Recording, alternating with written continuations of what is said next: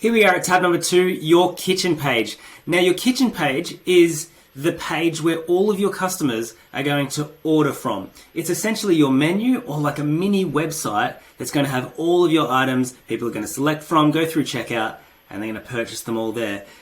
Here is where we're going to put in the details to set up your kitchen page. Before we do that, I want to take you over to have a look at what the kitchen page is and what it might look like, just to give you some perspective before we get started. So I'm going to click over here and have a look at, I'm searching in the Richmond area at the moment, and I can see all of the different people that are available. At the moment, we've got an initial icon. We'll click through, contact details down the bottom, banner up the top, we've got the logo. And when we click through, now we've got the full kitchen page with our banner, all of our items, the different categories of meals. And up the top here, you can see menus, vouchers, the about section, and FAQs. Now we're going to go ahead and fill in all of these right now. And yes, admittedly, this takes a little bit of time to put in at first. However, it's one of those things that once it's done, and it'll just take small changes from you as you would like to make those throughout, and you can do those at any time. Okay, let's head on back to our dashboard and get started. Nice and easy, let's pop in our details. First up, your kitchen name, contact number, contact email, and as you can see on this page here, these are the contact information that are going to be customer facing. So they will sit down the bottom of your kitchen page. When we head on back, we now get the opportunity to put in specialties. Now your specialties are the filters that people might search for your kitchen page by. Up in the top right hand side here, you can see there is a filter button. So if I head over there now and select to filter this by vegan options, it cuts down the number of venues to 5 places that have put their hand up and selected that vegan specialty. What about if I go down to low FODMAP? Now I've only got one venue. So as you can see here, adding in the specialties, and you can add in as many as you like, but please make sure that they're relevant. If you only have 1 or 2 vegetarian dishes on a 20-dish menu, maybe that's not the specialty that you want to select. However, if you do take care of a couple of those specialties, please put them in there. It will help the people that need to filter and find your venue by that kind of cuisine. And then the next one down here is your kitchen page link. Now this link here, you can grab and put on your social media pages. You can put it in social media posts for your marketing. And we're going to show you later on how we even created a QR code that you can put on posters and flyers. We've got that later on down in the page. But remember that that link is always there. You can put it in your emails, you can put it in your posts, you can direct message it to people when you want to send them over to your kitchen page. Okay, next one down is your kitchen banner. I'd like you to select a cool photo here and upload this, something nice and crisp and clear and professional.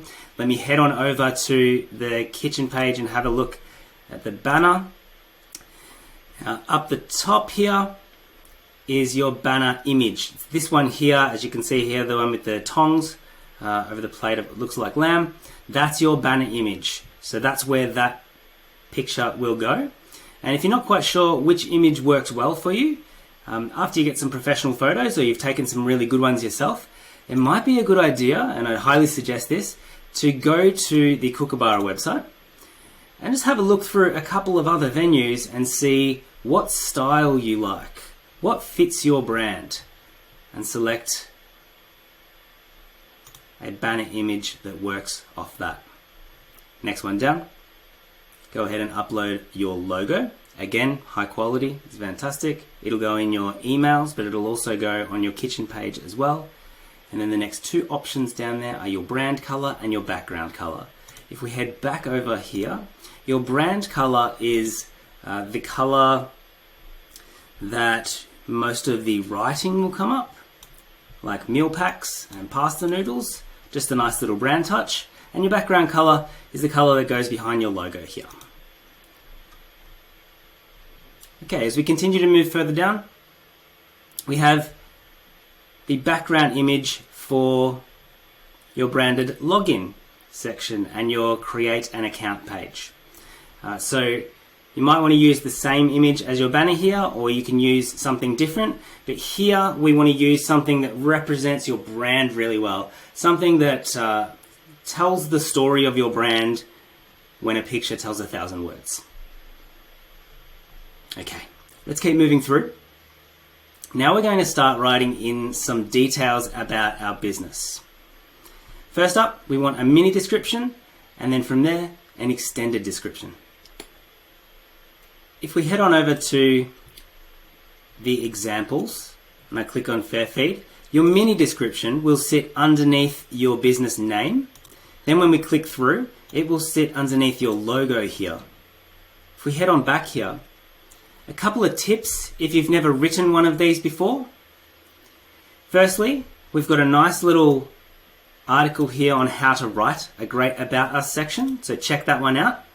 Secondly, again, you might want to head over and check out some of the other venues and see how they've written their About section to get some inspiration.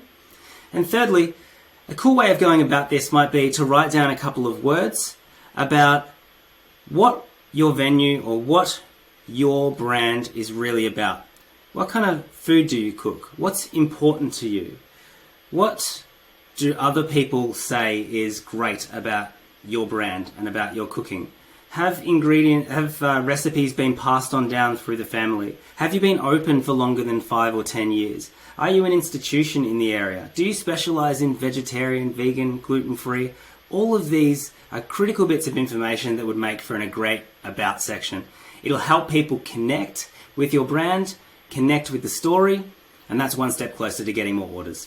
Next, we have the details about our Find a Cook marketplace. Now, you can choose to be involved or not with that Find a Cook marketplace.